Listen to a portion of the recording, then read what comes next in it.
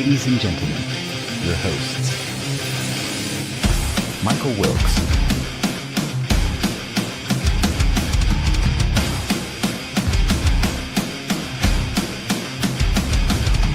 Angel Ortiz,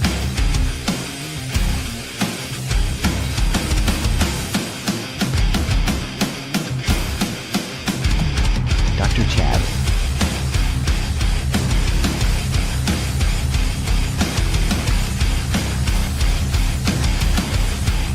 and Sam La Cavera.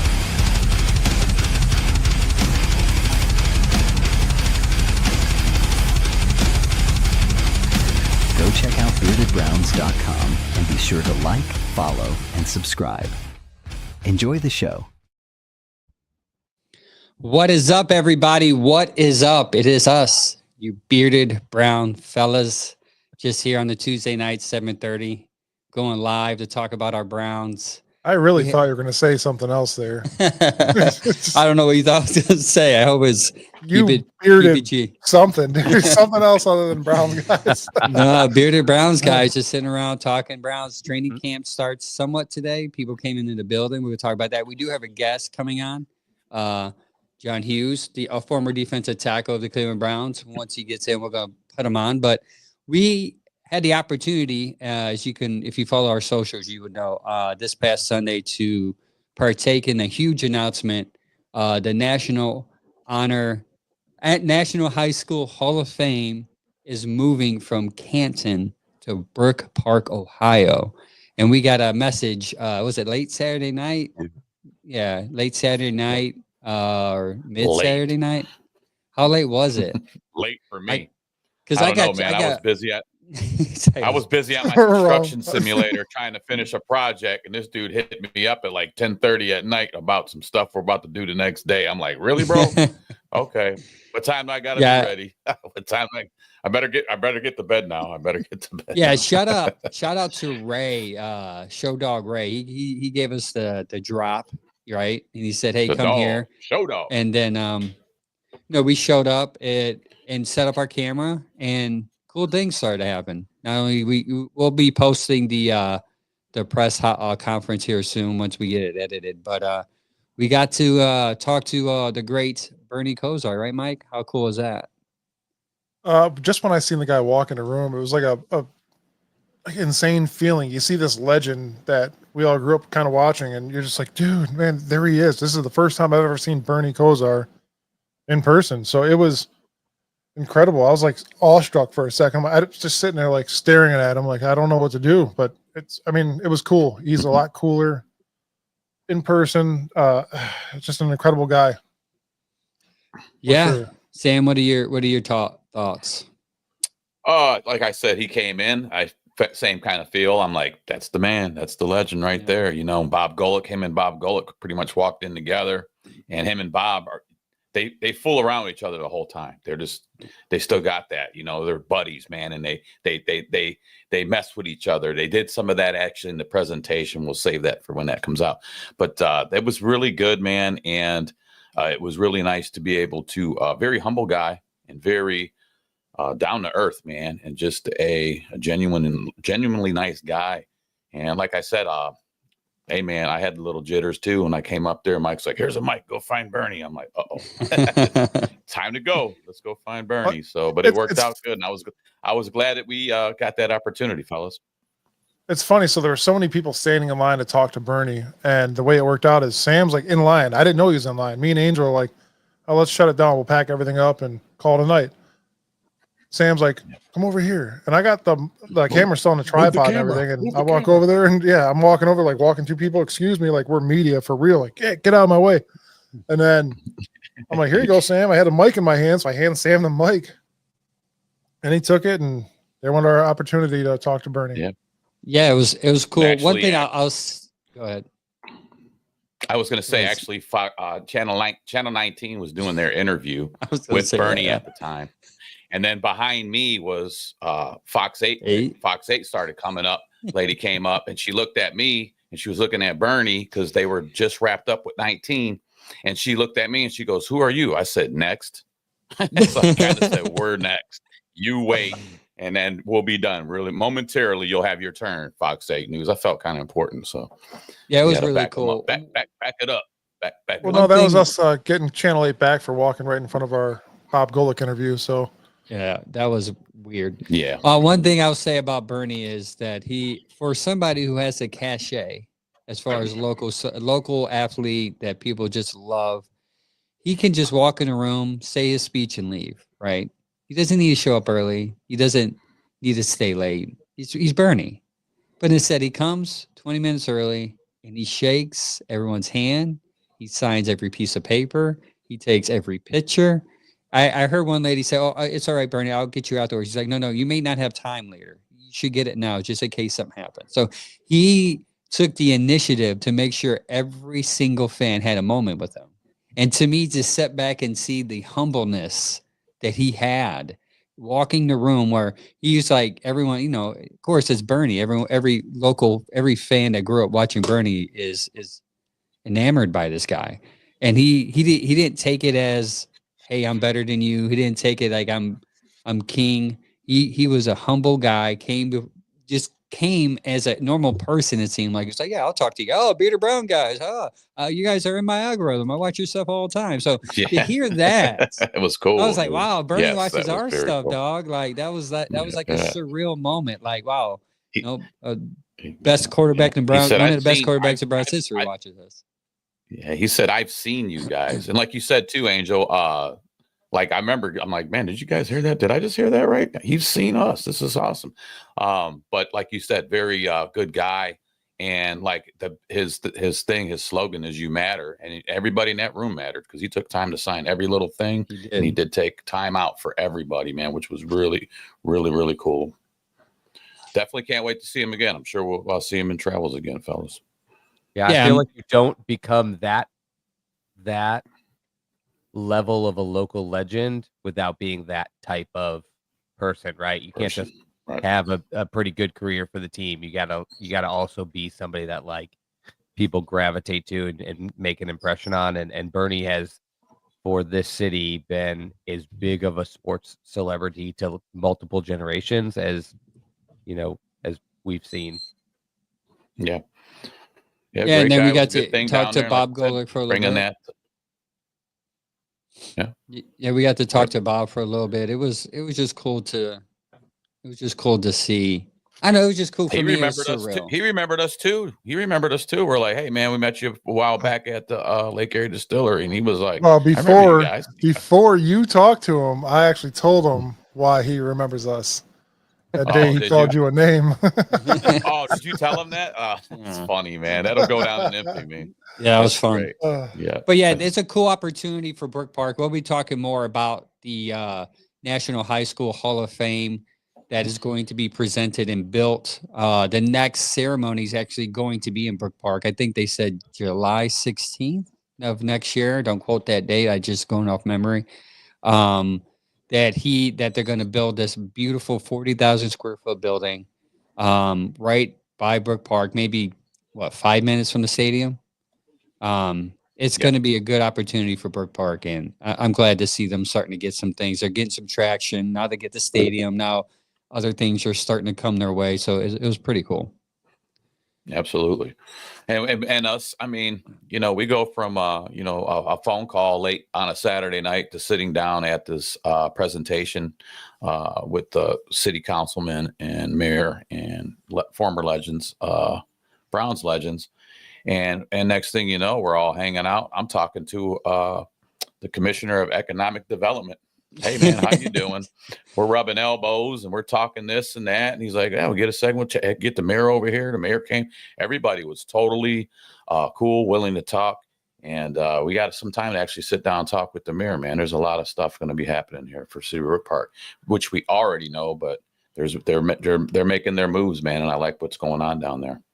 Yeah, that mayor has a vision, and that vision seems to be a really, really cool vision. So I just moved out of Brook Park maybe about 4 years ago. So I'm like, I missed out a little bit, but hey, at least I'm 10 minutes from it though. So whatever happens, I can just drive down you guys see how close I was, straight down the freeway, turn left, you're there. So it'd be cool to see that grow.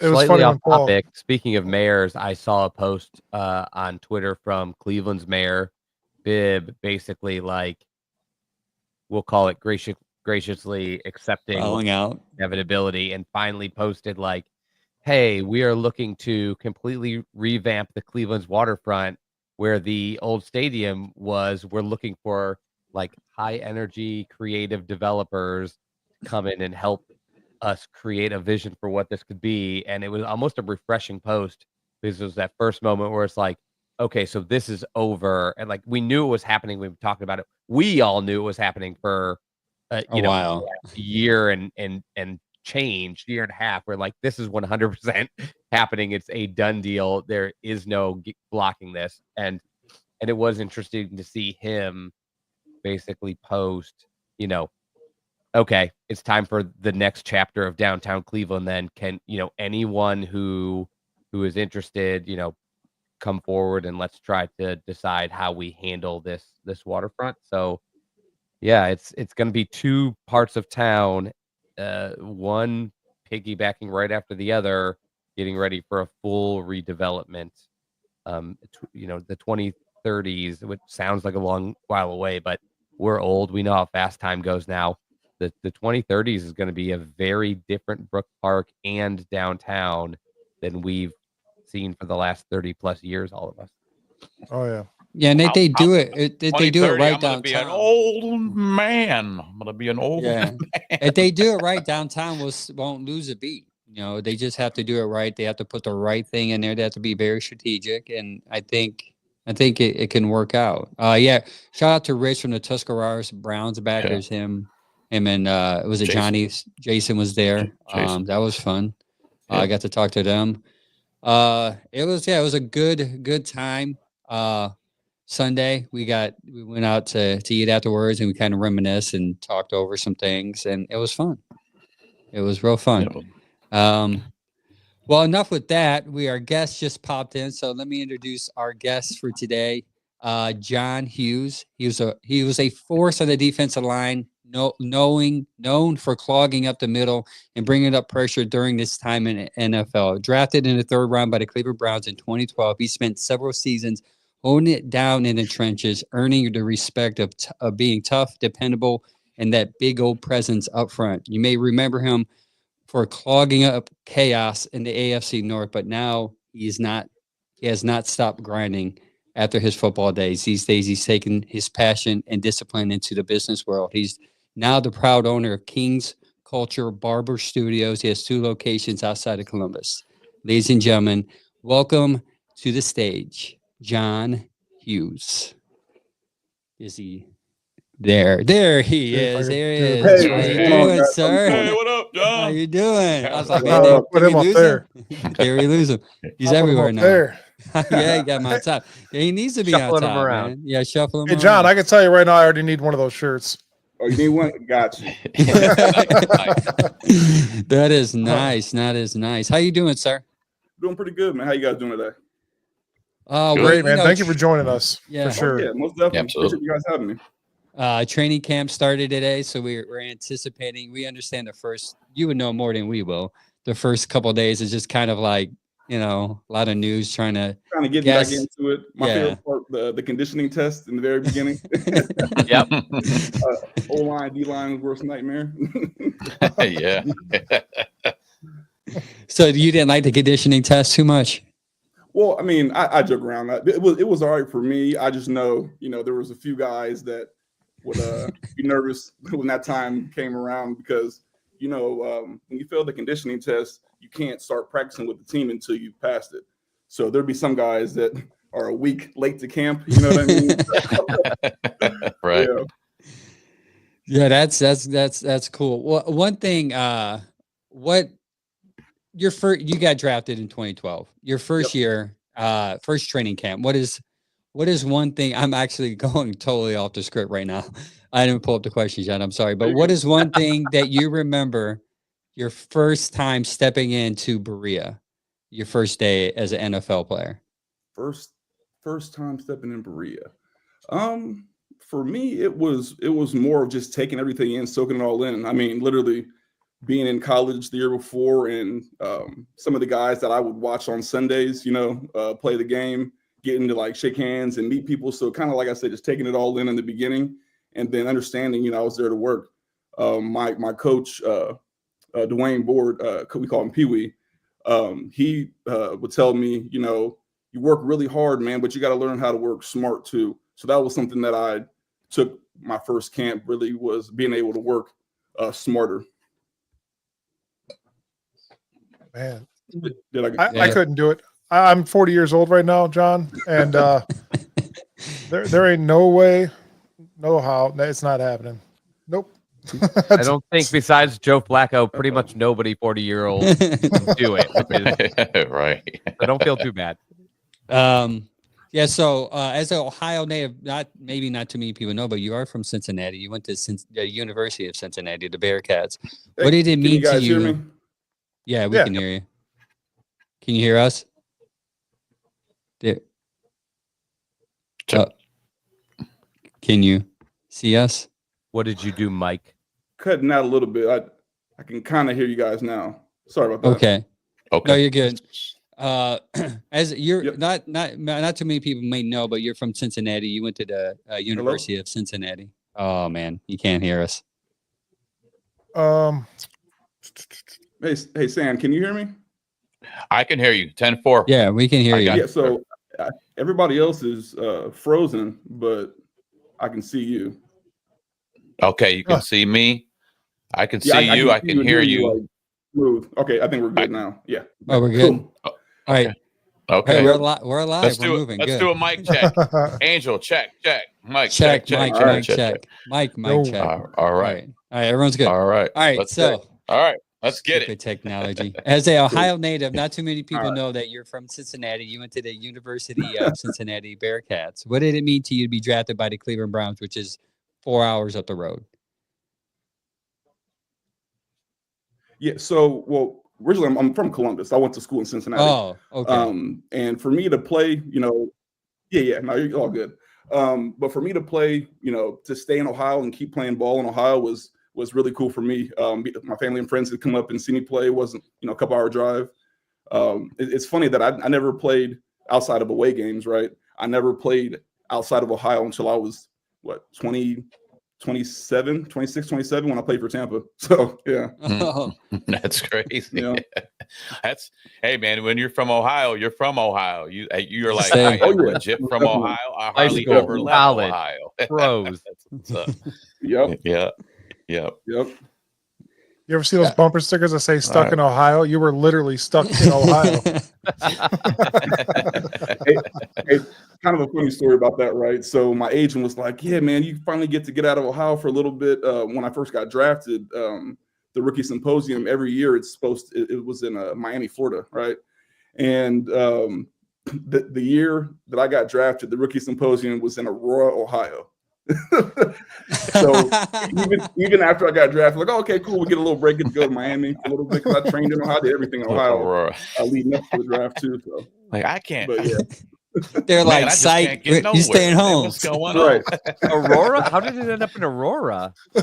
Yeah, Hey, that is I'm surprised, surprised, man. How you go from Miami, Florida That's to good. Aurora, Ohio? I mean, maybe Yeah, they did some switch. budget cuts. Yeah, that's Budget cuts, probably it. maybe.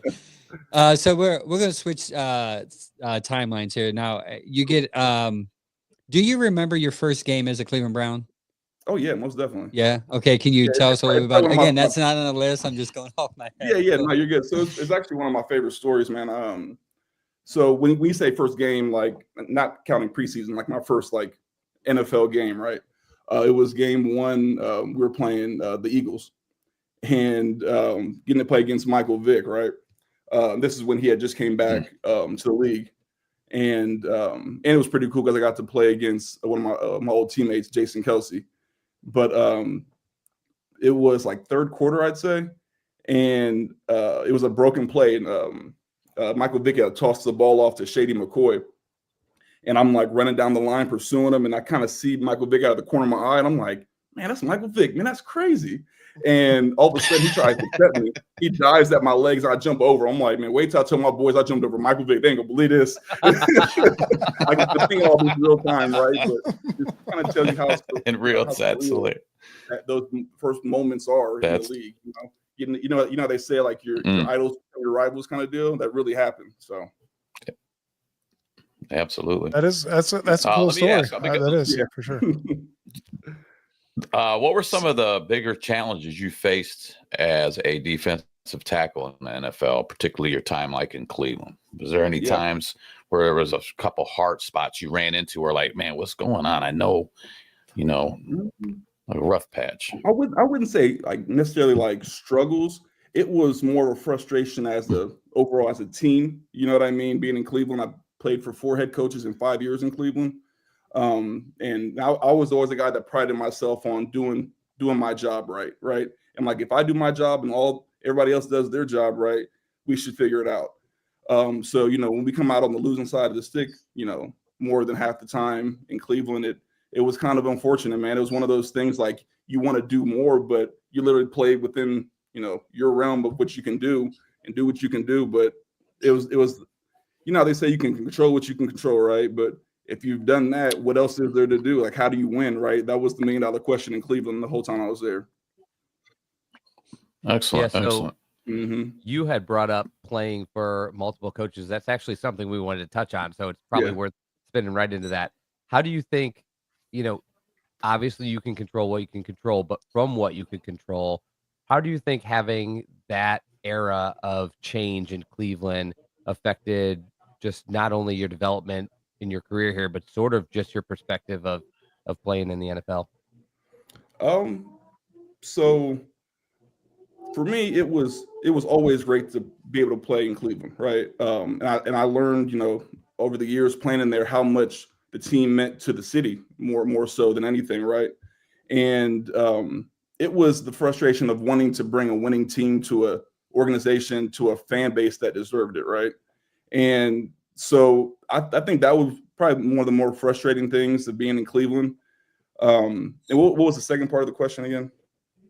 Just, how did that affect kind of your development, your outlook kind of on the NFL? It becomes very clear, I think, in my opinion, when you have that much turnover, because you were in a very transitional period, the business side of the NFL, it's not like just walking in and it's all like we're all together. It changes so fast. So did that affect just the way you approach the game in any way?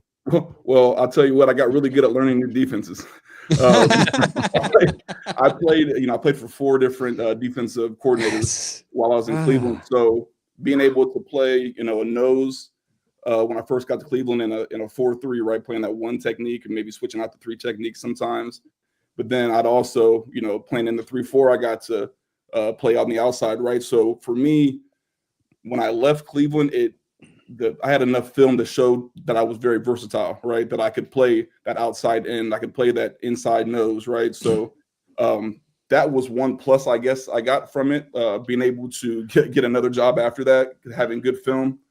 But yeah, other than that, man, it was tough because when you look at a team, you look at the successful teams, right? They've been able to implement their defenses or their whatever offensive defense their plays for years, and instead of learning the X's and O's every year, like in the beginning of camp, they're learning how to backdoor things, right? They're learning like the second and third layers of their defense that really is where championship football is made. I have a off the wall question for you. At the first starting block every year instead of being able to grow as the years went. So since you're mainly from Columbus, in between Cincinnati and Cleveland, you got drafted to Cleveland. Yep. Which one's your favorite, man? Come on. We need to know the answer. But between the teams? Yeah. Oh, yeah. Oh, it's not even close. I'm a Browning for life, man. Let's go. Yeah. I got an even better story for you, right? So it was my last tryout, right? I'm in year 7. It was actually on Thanksgiving, and I had a tryout with the Bengals. And it was probably one of my worst experiences, like trying out for a team, being a journeyman, trying to make a team, right? It was just a really bad experience, right? and my wife, she's a big Bengals fan. She grew up a Bengals fan. And so every time we like watch the game, we just kind of talk, like I joke around, like, we only argue twice a year, right? but yeah, that was probably like one of the worst experiences outside of, getting cut and back and forth with teams sometimes, like, was that tryout I had in Cincinnati. It was horrible. We could kind of I have see a that funny now. story for you. We kind of see that now in Cincinnati. It's like bleeding, like visual. Like we can see the dysfunction a little bit with them not signing Henderson, and then their draft pick is like, dude, I'm not even coming here to you. I'm going back to college. I'd rather go back to college and come to Cincinnati. That's funny. I told my wife, I was like, yeah, if I got drafted by the Bengals, I'd probably try to go back to school too. John, I have a funny story for my son. My stepson is a Bengals fan. Okay. So I reach in the cupboard to grab a cup, and there's Browns cups in there, there's Bengals cups in there, and they're all orange. I'll grab a Bengals cup and accidentally just drop it, like just grab it. Broken. Sorry, kid. Right. So you spent time here with Manziel, and he made some comments this past week about Cleveland being a bad city, not fun, and it aided his depression. I would assume that those are just comments that you wouldn't agree with, correct? Because it seemed like you had a good time here in Cleveland even outside of the constant window of change, which I kind of want to go. I want to piggyback to, if you give me a second. So you would, outside of that, Cleveland was a good city to kind of just hang out in, right? Yeah. No, I enjoyed my time in Cleveland as far as the hanging out, outside of football. Yeah, for sure. Okay, so I'm piggyback back to what you said, the consistent change. The fans here seem to lose the fact, or forget the fact, that we had constant change, and with constant change, you pointed out the fact that it's constant change even for the players. You have to learn a new system. You have to learn where to sit, where to stand, how to move, right? Yep. How is it important it is to have a culture in which we've had here the last 4 years? We have the same coach, the same system, the same everything, culture. Can you speak as a player, even though, I mean, by the way, we went 3-11 or 3-13 last year, and people forget the year before that we were a playoff team for some reason. But can you speak of how important it is, especially for, I don't know if you know Kevin personally, if you obviously watch the games, if you can speak on how good Kevin is, because we're Kevin fans. We love Kevin. If I can have a Kevin poster behind me, I would have it. It would be a little creepy, but I'll have it.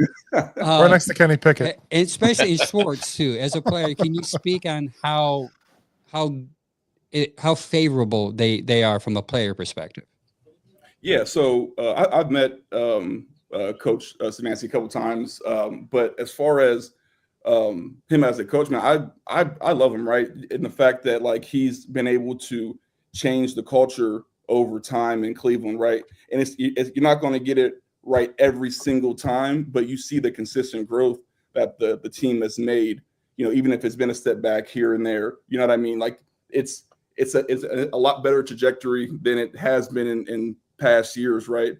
I know, we've all lived in the times when the team couldn't get it right, and we've had over, seasons. So to be able to consistently be putting, good stuff out there, I obviously wish it would go better from time to time, but I think we have a coach that understands how to get to that next level and that championship level.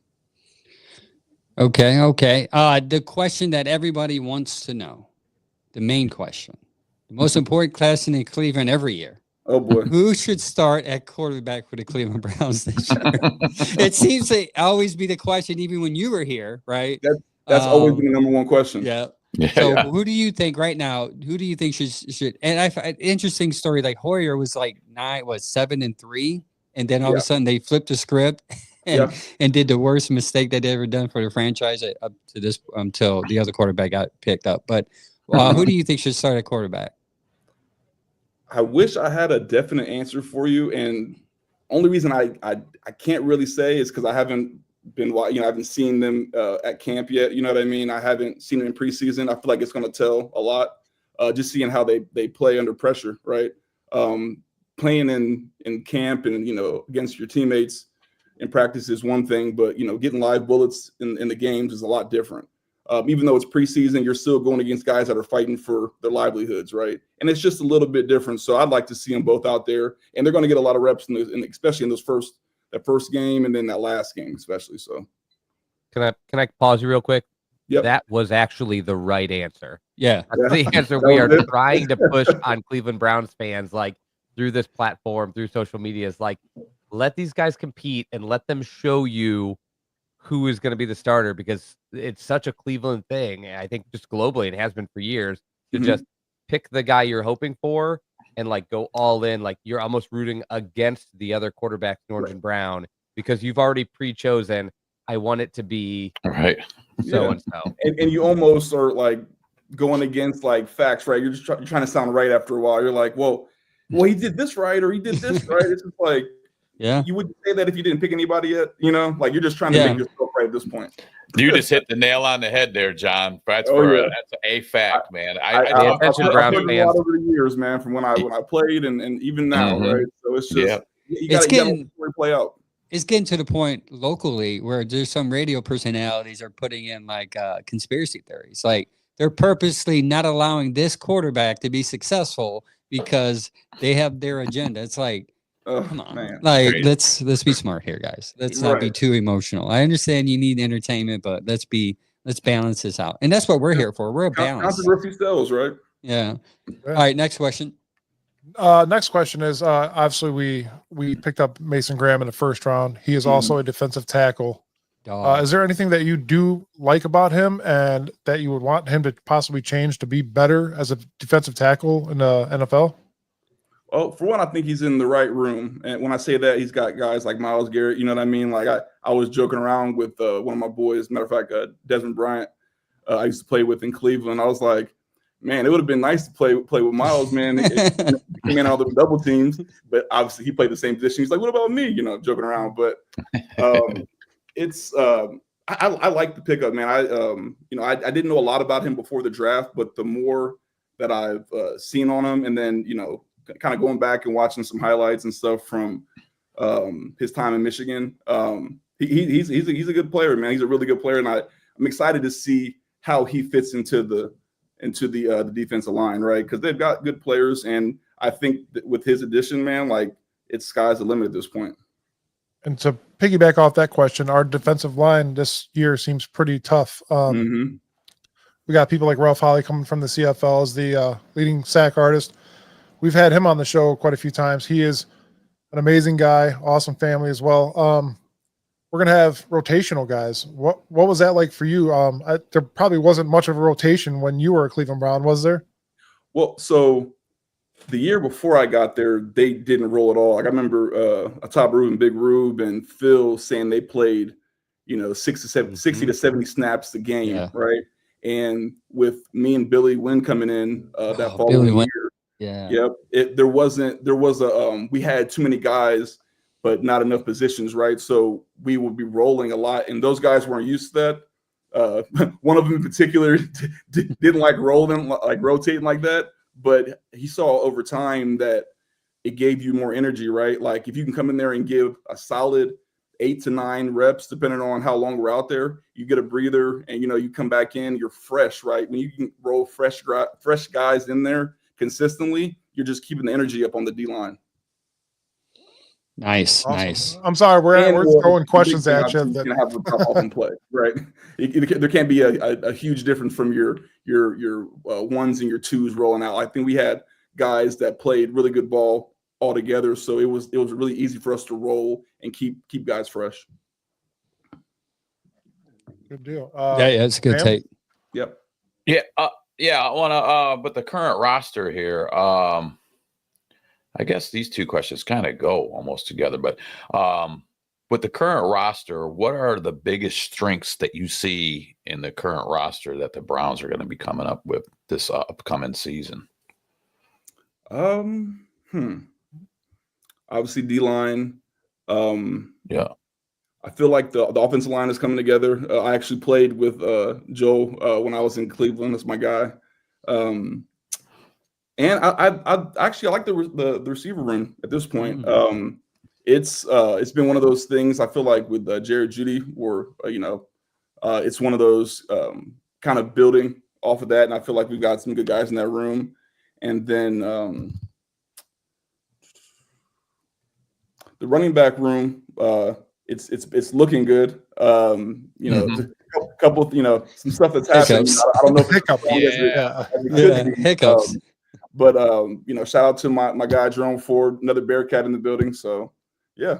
Oh, that's right. Yeah, he is. absolutely. Yes, he was from. Yeah, he is from Cincinnati. You'll be happy to know that we are one of the most pro Jerome Ford podcasts out there. We are pro Jerome. So if you ever see him just passing the halls, just let him know, hey, that Bearded Browns podcast, they defend you. We are to the point constantly at everybody about Jerome being much better. Yeah, I've been digging down some analytics, man. I'm like, listen, this dude can break tackle. If he doesn't get hit behind the line, he averages 7.8 per carry. You saw that. See, I'm a pro. I'm like, okay, you see, you get me now. See, so let him know that we love him. I'm hoping that he breaks off, because obviously he'll probably go to a different team next year because it moves the Browns made this year. So I hope he, for the sake of him and his success, that he breaks off this year and gets paid next year. That's what I'm hoping. Oh yeah, most definitely. Yeah, and you know what, John? We had Coach Stump Mitchell on there, and he's still a big fan of Jerome. He says, you know what? He goes, Jerome does not get the glory that Jerome gets. He goes, because Jerome, he said straight up, Coach said,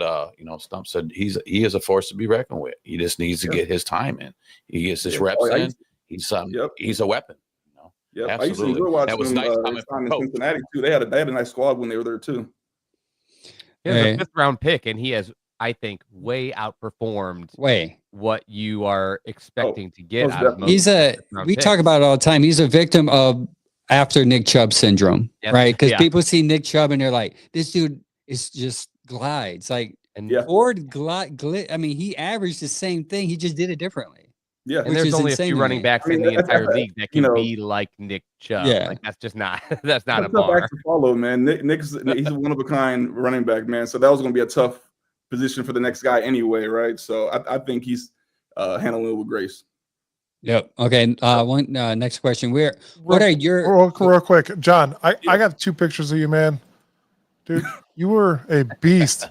Oh yeah, but that gray face mask, man. That gray face mask. I got that. Do you like the all white? Do you like the white face mask and all that now, or? It didn't matter to me as long as it covered me enough to where I wasn't getting poked in the face and stuff. You know. And then what about when I was in we were playing Tampa in the preseason, I think it was. I had ran down the field and there was a receiver that was kind of being held up, and I hit him you know how you hit somebody, eyes kind of closed, and you open back up. And it was weird because I felt something touching my nose, and I ran off to the sideline, and everybody's just looking at me. I hit this dude so hard I dented my face mask, then it was touching my nose. I still have it somewhere in the house. I still got that face mask. I got to keep that. Definitely. Yeah. I know you're a Cleveland Browns fan now, and that's awesome. We love and adore that. That is a great thing. But is this disappointment or what is going on? Probably. It's probably just. I mean, look at it. Realizing we're running out of time, probably. It's like one of those. As if we haven't all looked exactly like that 100 times in the last couple of years. I look like that when I'm looking at. I got about 5 minutes before I got to go leave and go roofing. I look like that every morning. I'm like, here we go again. Here we go again. Okay, we'll transition here from football to life after football. What is the transition like from professional football has been to you, from professional football to everyday life? What have been some of your adjustments that you had to make? And some hard, some easy. Yeah. I mean, that's a great question, man. I feel like that question is not asked enough, right? A lot of guys, depending on, even guys leaving college and trying to transition, right? When you're used to doing one thing your entire life pretty much, and then you're like, all right, well, go figure it out now, right? Not everybody gets their hand held as they transition out, whether it be college or the pros. For me, it was nice because I had family supporting me, and we were my cousin and I, we started King Culture, and this was as I was leaving the NFL, so I was still training with teams. I was actually with the Bills while we were signing our contract for this building that we got for King Culture. So I was trying to do things kind of in lateral. So I wasn't, just sitting there trying to figure it out after I got done playing. So when I retired, I got jumped straight into King culture. So I had something to land on. Not everybody does, right? So if I had to give advice to the guys that are transitioning, I would say find a passion and then figure out how to make it work for you, right? Figure out how to make money from it, right? Like I've always enjoyed cutting hair. I used to cut hair growing up, from like my freshman or sophomore year of high school all through college. That's how I made my side money in college. And I knew I'd get back to it at some point. And I actually did it backwards. We opened up King Culture, and then was it like 4 years later, I went to barber school and got my license. So when we opened up the second location, I was able to work in there. Real quick, it's not on there, but where does the name King Culture come from? Man, so it was just something that we came up with to really to represent what we believe in, right? We believe in excellence, like, in your everyday lives, and how you approach life and how you look, right? Your appearance, right? You care about you. It's a certain type of culture that you bring to the table. And for us, it was building something that wasn't just for one demographic, right? So King Culture, we serve all types of textures of hair, right? And that's kind of a stigma in barbershops where, if I go here, can they cut my hair, right? Like all of our barbers and cosmetologists in our shops, they've been trained in multiple textures of hair, multiple types of hair. So everybody feels welcome, right? And that was the one thing that me and my cousin, so kind of a backstory with my cousin and I, he would take me to the barbershop. He took me to my first real barbershop growing up. And we would see we had the barbershop experience while we were in there, but then we'd also see like things that could have been different, right? Like music wasn't really flattering for the young kids and for maybe women, right? Women didn't feel comfortable bringing their kids into the shop because it's kind of like one of those awkward deals, right? So we wanted to create an environment, an atmosphere that everybody felt welcome in. Nice. That's an awesome story too, man. You're just full of. I know we have limited time with you. Do you have time for a couple more questions? Good. Nice. Awesome. I'm gonna hit some of the fan ones real quick. Yeah. James Frank says, "What was it like for your first time walking onto the field, your first game in Cleveland, and what were your feelings that you experienced?" So, good story.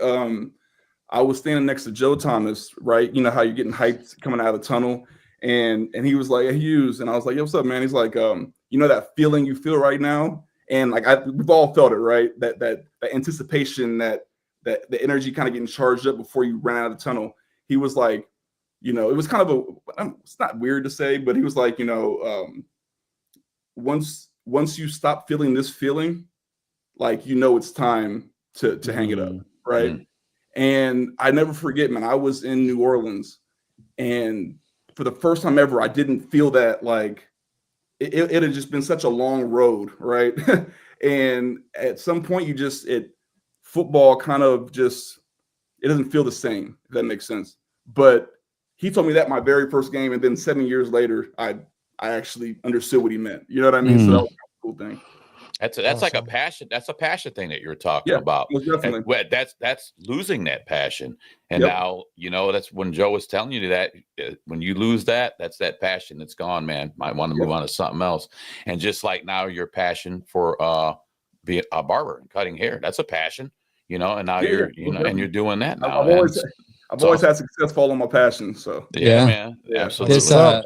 This next question. John, I'll never cheat on my barber. I'll never cheat on my barber because I've been going to my same barber for 15, 16 years.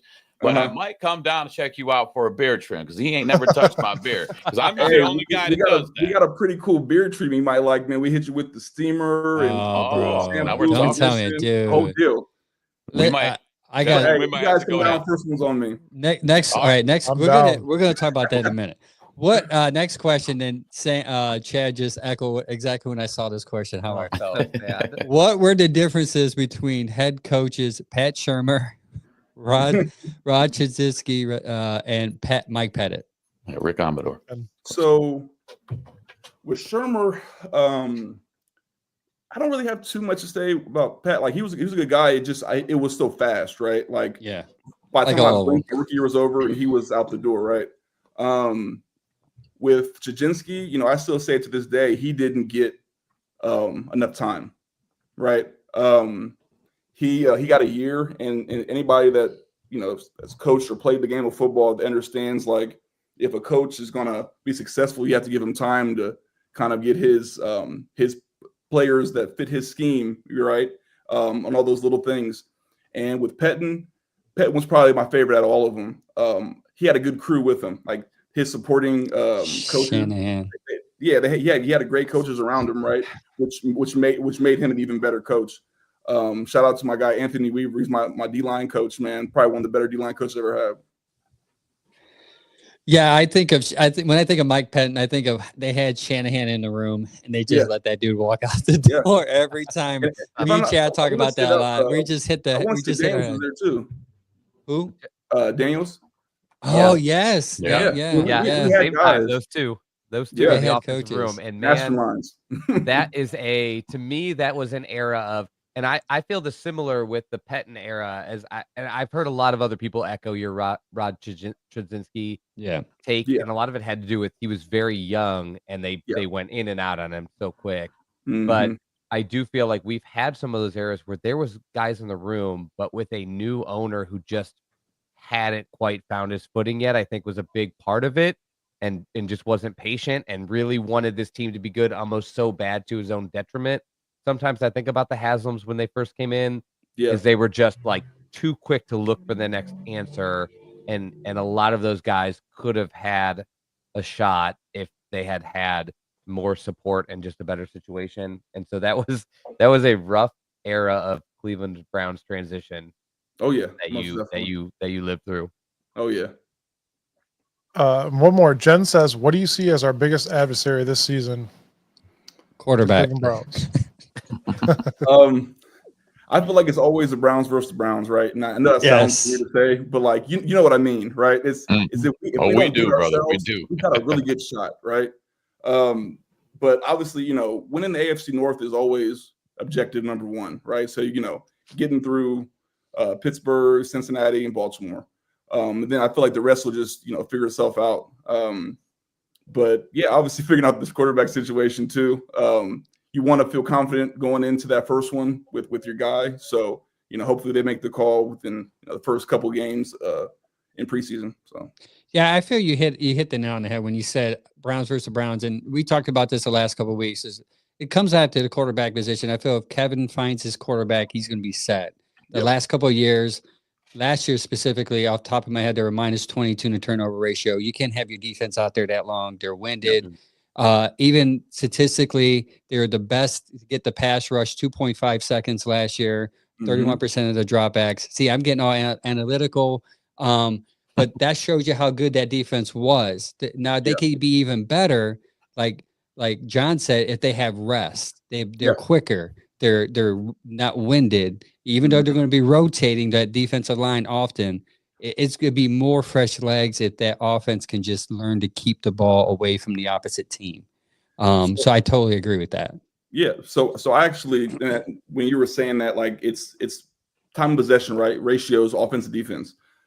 We played Atlanta. I don't know if you guys remember this. It was back in 14 or 15 when Atlanta went. Hoyer, you guys won that game. Right. Yeah, we won. Right. So, and I tell people that was the game that really made me realize that it's all about time of possession, right? Like everybody's good out here. Everybody's getting paid. So you can't say like, we're better, you're better, right? It's like, how many opportunities did you get on offense versus our offense, right? And how much did our defense get to rest compared to your defense, right? And when you look at time of possession, and you're an analytics guy, right? Check out 9 times out of 10, right? It's the team that had the most possessions or the team that had the most possessions or most time possessions on offense. Yeah, 100%. And that's what Kevin's so good at. And when we went on that run and when he had a winning record with Baker, time of possession, you go down, you scroll down, you see time of possession, we won every time. It's very rare that we won time of possession and lost. If we did lose we did have the good time of possession. The reason why we lost is because we lost a turnover battle. So they go back and forth, either a pick six or fumble recovery for a touchdown. But I do remember that game, that series of events, because the game after Atlanta didn't they switch to Manziel? Yeah. Yep. See, Yep. That's why I remember that. It's such a trauma trigger for me remembering that because I'm like, dude, we're friggin' Shanahan's got Hoyer playing like Joe Montana, and all of a sudden they're switching over to Manziel, who obviously came on the field against Cincinnati, and he had no clue what he was looking, like no clue what he was doing. It was weird. And he played.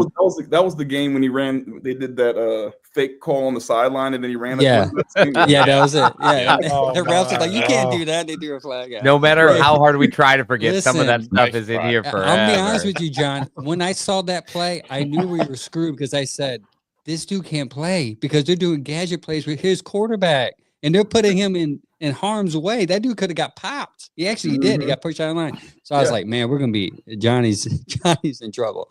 But let's move on because I'll start crying. Just real quick, I tell these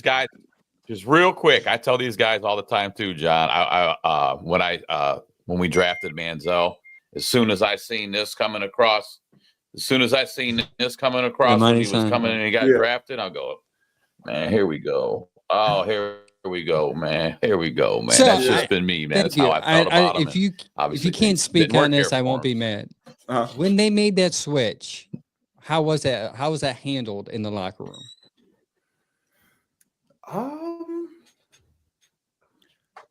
I think at that point, how was it in the locker room? Honestly, it's we've had so many different shifts in when I was there. Like, you almost just had to roll with the punches. Like, remember how I started off? I'm like, control what you can control, right? Like, you had to take that mantra to heart because there was just so much stuff going on that all you needed to focus on was what you did, right? It didn't matter what they did on the offensive side, right? Like, I only care about my position and what I need to do, and then that's about it. But I don't think it was great, but at the same time, you got to support the guy that gets the spot at the end of the day.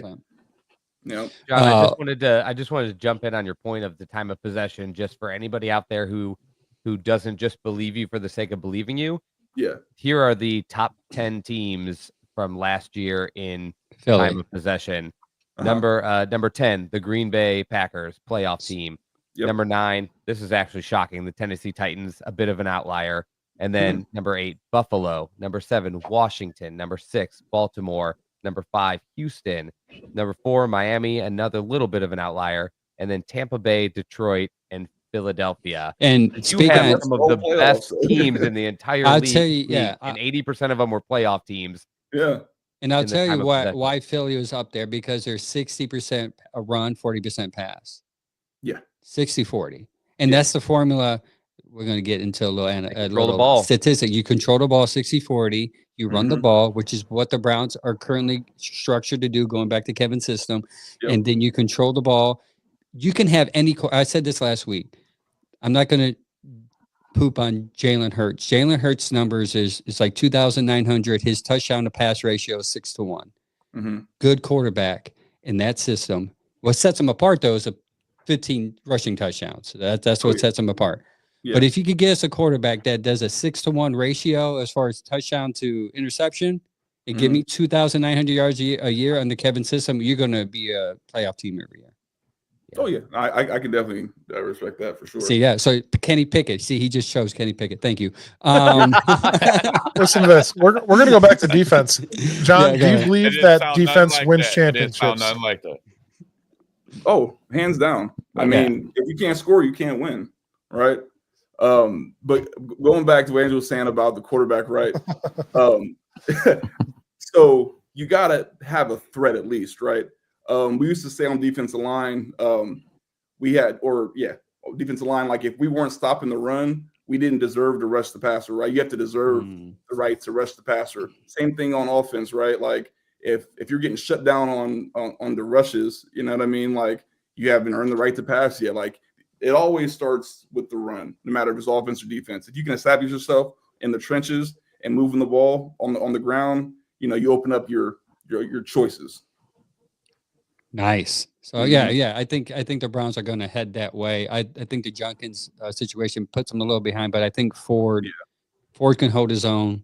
And if they have Junkins come in, we're going to be fine at their 6 games. We'll get you out with a couple more questions here. we've seen you involved with the Browns community events like breakfast with the Browns, events with military families. Can you talk about the importance of giving back to your community for you? Yeah, no, it's always been an important thing for me.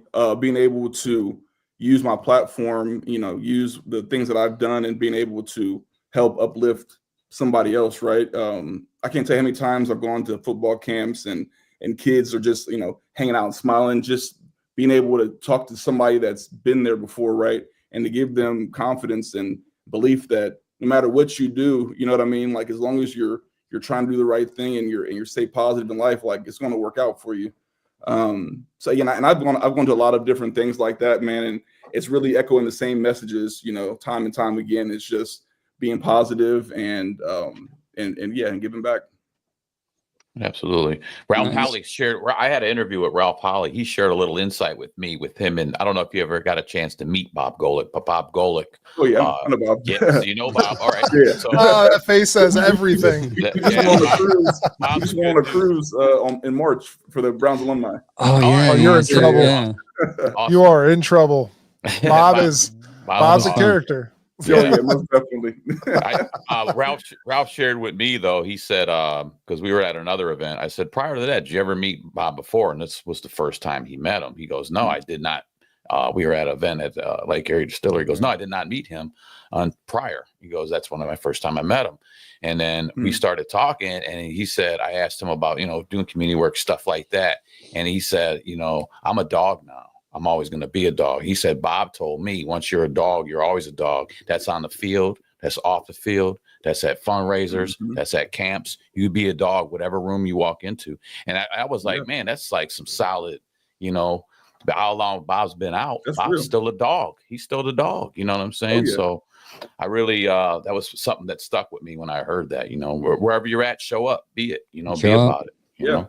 So me and my wife do a trip every year to Columbus. Columbus is my second home away from home. Okay. I will get you out with a couple of things here. Restaurants. We I'll said let that you like know. 7 times. Yeah, I know. Because Sorry, he's a John. Columbus name. I didn't know you were from Columbus. That's my bad. But not the fact that you're entrenched in Columbus. A couple of my favorite restaurants is High Banks. Okay. Familiar? Yep. Watershed. Little high scale. We don't go there a lot because we don't dress up. We go down and we kind of just hang out. And she likes Guild House. See, he's shaking his head yes. That means I got 3 for 3. Any other restaurant outside of those 3 you recommend for because I'm planning, we normally go by ourselves, but we just had a newborn son and my mother-in-law refuses to watch 2 girls and a newborn. So we're going to do the Columbus Zoo. That's a tough ask. Yeah, that is like, what do you mean? He's only 4 months. Come on. And the girls are fine. Let them watch them. Put them in the room. They'll be fine. Right. So I talked to my wife about this and I said, listen, this dude cuts hair. Look, and I showed her your gram. And I said, I need to go. Listen, I'm a 43-year-old. I'm balding. If you can help me out with that, that'd be great. But I'm gonna come in for a beard trim, and I'll let you know when I go up there. But what other restaurant outside of those 3 do you recommend? So my wife and I, we eat plant-based a lot. So I don't know how you guys are. With, she's a plant-based eater, and I'll just go and watch her eat. So 2 really good spots. One I would say is Porsche's Cafe. It's over north side Columbus, and then there's a spot downtown called Setton's Realm, and it's off of High, and it's pretty good. Okay. Yep. High Street. High. Yep. Yeah. We stayed at the Graduate a couple of times, so we're familiar with that spot. Oh yeah. Columbus, if you're not from Ohio and you want to go to 2 good cities, come to Cleveland first because I'm from Cleveland. And then go down to Columbus. It's a 2-hour drive. I'm going to visit the zoo for the first time, so I'm pretty excited. We're going to take a whole weekend. But visit Columbus. So many restaurants, so much of food. You would leave 20 pounds heavier, but it's totally worth it. First time at the zoo, man, you'll love it, man. We got a membership. We take the kids all the time. So yeah, it's like twice the size as Cleveland, so we're pretty excited. Yeah, I'll give you. Are there any projects or passions you're currently working with that you would like to share? Honestly, just King Culture right now. My cousin and I, we've really put our feet in the ground with this. We're trying to turn our our first location into a hybrid night school so we can start to grow faster. We want to make King Culture like a household name around Ohio at some point. And it started, in Gahanna, and we have our location in Easton now, but just being able to keep that going and keep that passion growing. All right. So yeah, if you're in the Columbus area, visit King Culture's barber studio, get a haircut, get a beard trim. Women go there too for trims too, I assume, or hair to get their hair done. Do it all. Thank you so much for your time. I know we went a little over, but it's great to hear from a former player and someone who's as passionate in business, and hearing the transition and how you went about that way. It was different for us to hear. So we appreciate your time. And if you have anything going on and you need something promoted, if you have an event going on, shoot me a message on Facebook, and we'll get it out for you as much as we can. And if you want to come on the show, we'll save a spot for you anytime. But Angel said that he's going down there, Columbus. I think maybe I have to get a hold of Mike. Maybe me and Mike could do a field trip to come check out. You had me when you said hitting it with the Oh man, it's nice, man. Hot towels, the whole nine, man. You'll love it. I'll tell my wife to leave for a couple hours and say, Definitely take the kids. Definitely come down and check you out, man. I'm gonna come check your place out, man. That'd be awesome. Appreciate it, guys. Absolutely, man. With that being said, John, thank you so much for joining us, and I'm going to end it on this. OH. He's from Cincinnati. I did. I had to get it. I tried to get it. I tried. Hey, John. You tried. I know I said one more. Actually, if you got a second, I got one more good story for you. Right? Absolutely. Oh, absolutely. I was a huge Ohio State fan growing up. Right, huge Buckeye fan. And when on my first day at Cincinnati, you guys are Cleveland guys, so you probably know the name Haruki Nakamura. Played at St. Ed's. He was a senior in Cincinnati my freshman year. So I walked in the locker room with Ohio State basketball shorts on, and Ruki's about maybe 5'10" on a good day. Just put his arm in my chest, like, "Hey man, we don't wear Ohio State stuff in here." And I was like, "Oh, that's cool, man. They're just basketball shorts." And I kind of try to walk by him. He's like, "Nah, man, you don't wear that in here." And the whole team started surrounding me, right? Guy came out the shower butt naked, like, "Man, who the F has Ohio State stuff on?" And I was like, "Oh man." I'm like, "All right, guys, I ain't gonna wear it no more, man." You know what I mean? And they're like, "No, you gotta flip them inside out." This is my very first day at Cincinnati. They're like, "You gotta flip them inside out, run back to the dorm and change before practice." And that was my first day at Cincinnati. Wow. Bearcats. Yeah. That's some horrible hazing. That's horrible. I was just going to say, I know some Cincinnati guys, and I knew as soon as he said OH, I'm like, nope, Cincinnati, not going to IO you. That is. I tried. I had to try. Mike. I do. One more thing. I do have someone that just sent me a text saying that they a Browns backer group. I'm going to send you their info because they want to get a hold of you. Okay. Awesome. Cool. All right, perfect. Yeah, John, it'd be cool to see you at some events, man. We always go to the events. It'd be cool to meet you in person, maybe get a one-on-one interview with you, and eat some chicken wings, because we all love chicken wings. There you go. Oh, plant-based chicken wings. Sorry. There it is. I'm kidding. Adam, actually, if you're going to have plant-based chicken, they can do some chicken. Oh, yeah. You can get some chicken. Most definitely. All right, man. Appreciate the time. Thank you. All right, you guys take it John, easy. we'll see you soon, man. Thank you. Have a good one, bro. Yep, you too. Man, that was was a awesome. great That's good. interview. That was John awesome. Hughes, defensive tackle from one of the most hectic eras of Cleveland Browns football, Yes. probably in all of history. And I just think he's in good spirits about it. But he was literally here during and he was kind of a solid, steady 5-year player during a time when that team turned over all of its staff and half of its players every other year. So that's why I like that question about how did that transition, how did you hold steady, how did you approach that? Because it really was. That's the era of Brandon Whedon, Johnny Manziel, Josh Gordon was on that team. That guy played with Josh Gordon. Next time we have him on, we'll have to ask him a little bit about the Kelseys, because obviously coming from Cleveland, I was going to that too, and I was like, I didn't want to spin into that this time, but Yeah. I had forgotten he played in Cincinnati at the time. That I know Travis came a little later, so he might have only played with Jason, but it's probably close. He may have played with both, but But I don't know, man. That was an awesome time. But That it's is an awesome that era of football for some reason was so hectic and so bad and traumatizing, such man. a positive place though in my heart. Like I'm always like, oh my gosh, that was that era when like uniforms the are horrible. were new. Yeah, and the turnover was terrible. But like you look at the like preparing for that show, I looked at the rosters of the 2012, 13, 14, 15, 16, like the teams he was on before he went on to Tampa Bay and New Orleans. And like, there are so many players in that era that I was so hopeful for and like so connected to, even though like it just did not work out. So it's just such an interesting person to have on who really lived like firsthand that era. It's funny because I was looking at the time he was here, and he brought up the Atlanta game, and that's the first thing. And when I was looking up the time frame and the games that he would play in,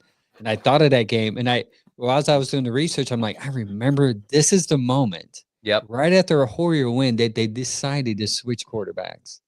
I remember where I watched that game and everything. Like, I completely remember that. And it was like, oh, and that's the game that we were like, man, the playoffs hopes are real because you just went on the road, you beat an NFC team on the road in their house, and you come home and they're like, yeah, we're starting Manziel next week. We're like, wait, what's going on? 9-3 or no, we were 7-3. 7-3 at the time, and we lost out, and game. we ended up finishing 7-9. And I was like, how did this happen? I wanted to get a little more into that, I felt so series good of events with him, but we were pressed for time. But that era, he kind of opened it up. That's why I kind of was like, let me sneak this in there. But I think it's funny that guy still blames Cleveland. That just shows that he still he still don't hold no accountability for any of his actions. And how old is he now? It describes him perfectly. That just shows me like he has not. Yeah. Absolutely. We talked about immaturity with Baker Mayfield. He can come out today and say, "Yeah, I made some mistakes at that era, and I learned from them, and I'm not the same person." This guy comes out and I get it, like, but he's taken some accountability, but to come out and be like, "Yeah, the city had a big part of it," and it's like, man, like that's why I've seen those comments from like Ocho Cinco and stuff, where they're like, "Come on, man!" Like nobody was immediately Ocho Cinco's like, I played in Cincinnati. You could be playing in Green Bay. He's like, don't pretend you played in Cleveland and that was the problem. And I think he brought up in their show, like he's friends with him. He's like, I've kept in touch with him. I have a good time with him. We get along. He's really fun to be around. But like, come on, man, let's be real. Let's be real. Cleveland was not your downfall. It wasn't. You know what I really liked about John? When he said that, we're all getting paid. We're a team. We're all pros out here. Let's just go out there and do our job. That's all you got to do, guys. Because on every team, we just said, like, on every team, like, he played with first rounder. Like, that's when we used to pick high. Like, he played with guys like Josh Gordon and, like, Trent Richardson came into the league, immediately put up 1,000+ yards. And, like, even the bad teams have some incredibly, like, talented guys, but you have to be able to put it together as a team. You can't just be, like, a string of 10 years of high first-round draft picks. You got to be – there's just so much more than that. Mm-hmm. Yeah, I mean that was really good. I reached out, I messaged him, and like the next day I woke up and he said, yeah. I'm like, oh, that was quick. Hey guys, we're definitely gonna have him back on. Yeah, that was good. Like a couple of weeks before he responded, but he's one of the many players that actually only played that reached out that quick. But thanks to him for coming on. That was really, really good. Really good. That was great. When you get these interviews, you get, I don't know if you guys feel that this way, but you get kind of like not nervous. Yeah, nervous, I guess, because you want to make sure they feel welcomed, and you want to make sure you ask the right question, and you want to make sure it's fun all at the same time. Can I say something, Angel? Yeah. When you stop getting that feeling that you're describing, it's time for you to pack it up. All right, I'm going to hang up my earbuds. Yeah, it's time for you to hang them up. There it is. When you stop getting that feeling, it's time for you to just put them up and get out of here. Listen, man, when I was up there talking to Bernie, and I told these guys after it, I felt this way, but I rewatched it. I did have a flub up, but we're organic. We're real, But I told these guys, I'm sitting in the back of the car. I felt like I'm sitting there talking to Bernie, and I felt like I was like, that's all, folks. That's hey, it's Bernie Kosar. We're Bearded Browns, And I was like, it's still trying to get. I still get that. You're going to have that. You know, I played on stage in front of thousands of people. Mike has too, but it's you and your instrument. You know, this is kind of different when we're sitting down here. I remember being at my grandma's house. Everybody'd go over there. It was Sunday. It was a big thing, big meal, Sunday football, Browns on. And there's number 19 out there slinging the ball, man. You know, Webster Slaughter, Brian Brennan, you know. So to finally stand there and talk with them, it's still kind of like you got that little feeling in your stomach, which is good, man. So by the way, you say should that, we play Sam, the but Bernie that is interview probably real the quick? closest feeling that you have to being a professional athlete in the idea that you have thousands of people watching you. You're on stage. You're like all eyes are on you, but because it's your craft, you have to be able to it's just you and your instrument.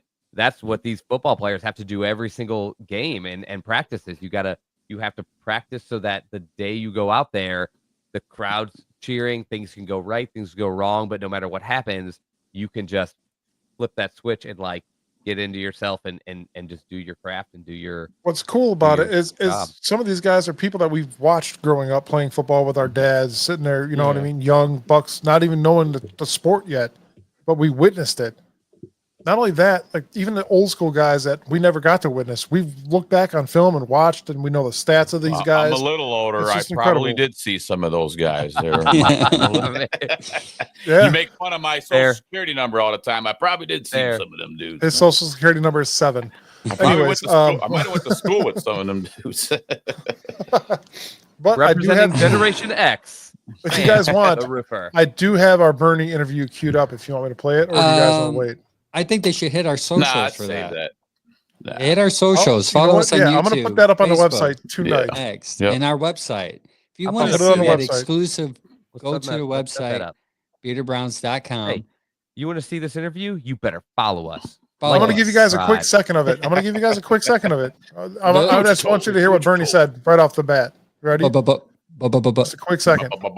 Bernie. Sam from Bearded Browns. We are live with a legend, Bernie Kosar. How are we doing today, sir? I'm doing good, Sam. Good. I'm loving the Bearded Browns. He's loving the Bearded Browns. Just stop Hey, it there. actually, that's all I needed to see. Yeah, right. You over. I would have just been like, That's "Thank great. you, we love you too," and I just would have around and left. He'd been like, oh, that's it. Yeah, I'm like looking at these guys. I'm feeling like, did I just hear that correctly? Yeah. I think we did. I think we're moving along, man. This it is was great. it was cool to. I mean, it was one of those moments, man. It was like, It's surreal. yeah, it to me, is it was. because It was and surreal. it's like I try to talk to my girls about it, but they're like, all right, Dad, put back on YouTube. It's like, all right, whatever. But Should have put a Bernie video on. yeah. Bernie highlights.